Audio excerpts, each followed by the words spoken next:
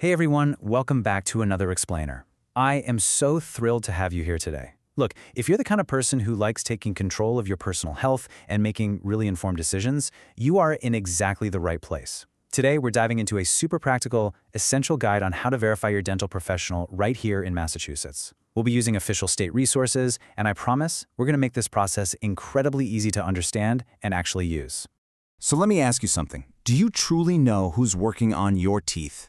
I mean, picture this. You're sitting in the dental chair, the bright light is kind of blinding you, and there's a drill whirring literally inches from your nerve endings. You're putting a ton of trust in the person holding that drill, right? But what if they aren't who they claim to be? Trusting an unverified practitioner isn't just some minor oversight. It's honestly a massive gamble with your physical safety. And to understand just how serious the stakes are, we really need to look at the dangers of incompetent or unlicensed care. According to Massachusetts state regulations, incompetence can lead to some truly horrifying scenarios. We're talking procedures on the entirely wrong patient, operating on the wrong tooth, or using totally incorrect materials and methods. Yikes, right? Plus, practicing dentistry without a license is a literal crime in Massachusetts.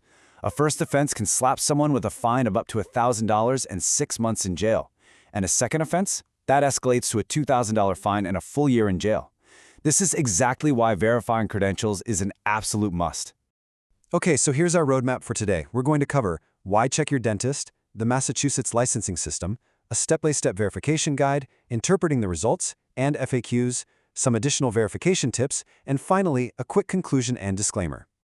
All right, let's dive right into Section 1, Why Check Your Dentist, Ensuring Safety and Credibility.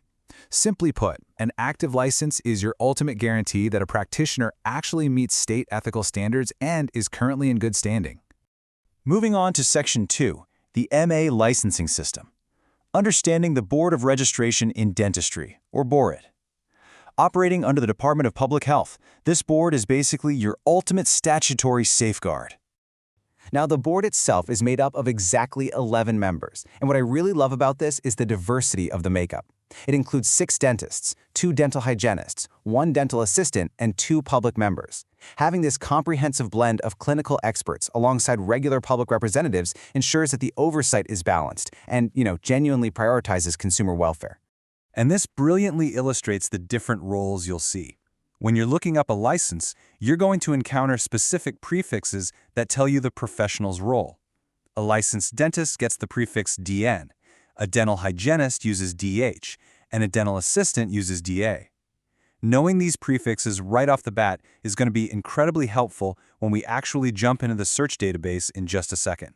Which brings us to Section 3, Step-by-Step Verification Guide, How to Look Up a License Online. So, imagine you've just moved to Boston, right? And you suddenly need a root canal. Before you book that appointment, here's exactly how you verify their credentials. The state actually provides a free, real-time public database, which is awesome. First, you'll want to pull up your browser and head over to checkahealthlicense.mass.gov. Once you're there, look for the drop-down menu and select the Board of Registration in Dentistry. Next up, choose the license type. Remember those prefixes we just talked about, like DN for a dentist? And finally, you'll enter the professional's last name or their unique license number.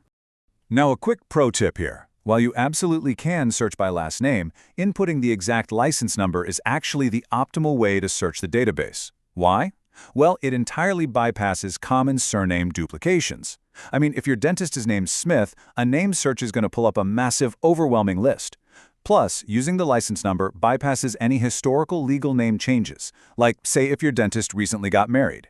You can easily just ask the dental office receptionist for the provider's license number before your visit. It's totally normal to ask. Okay, so once you hit search, a data matrix will pop up.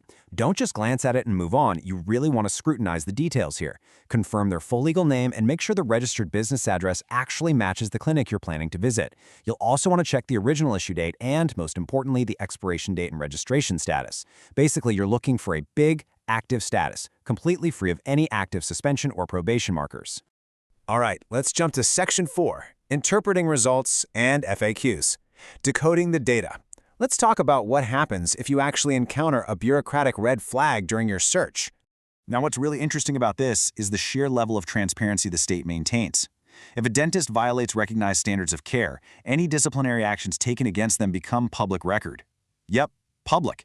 And these records are kept online for a minimum of 10 years. On top of that, they're reported to national disciplinary databases. This is a huge deal because it stops a bad practitioner from just packing up and fleeing to another state to avoid the consequences of what they did in Massachusetts. So if you do see a disciplinary action on someone's record, it's likely going to fall into one of these categories defined by the board. Revocation is the most severe. That's the complete, total loss of the license. A suspension means they lose their license for a specific, defined period or until certain conditions are met. Probation means they're still allowed to practice, but they're subject to some temporary, usually very strict conditions. And finally, a reprimand is a formal public rebuke for misconduct. Look, if you see any of these on a profile, you might want to ask some serious questions or honestly, just consider finding another provider. But what if there's a system mismatch, or literally no records are found? It's a super common question. And yeah, it can be pretty alarming if you're standing right there in a dental office, but their credentials are a ghost town online. Well, if you hit a wall with a system mismatch, missing records, or even just a weird technical error, there's a direct, actionable solution. You can contact the Health Professions License Verification Help Desk directly at 617-973-0800. They are super helpful and can clarify if the issue is just some silly clerical error or if the person you're looking up genuinely is not licensed to practice in the Commonwealth. Definitely make that call if you're unsure. Let's move to Section 5 and see how this builds. Additional verification tips. Advanced checks.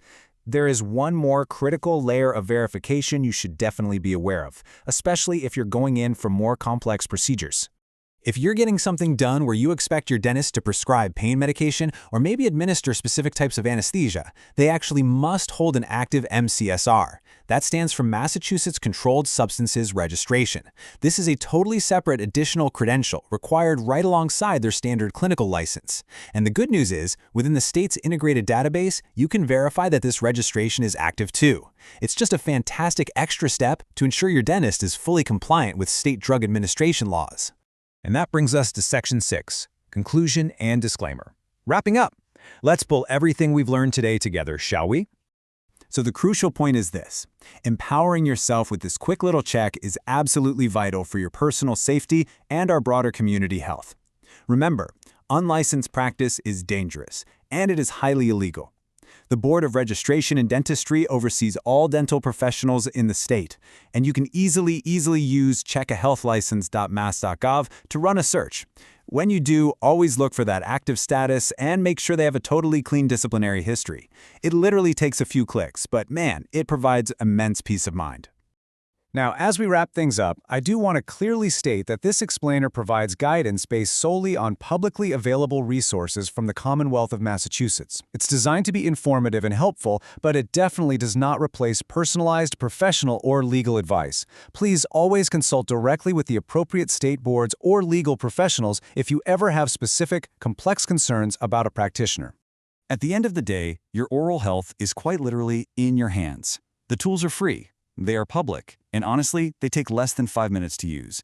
So the next time you lean back in that chair and that bright light flicks on, ask yourself, do you really know who is holding the drill? Will you take 5 minutes to verify your provider before your next appointment?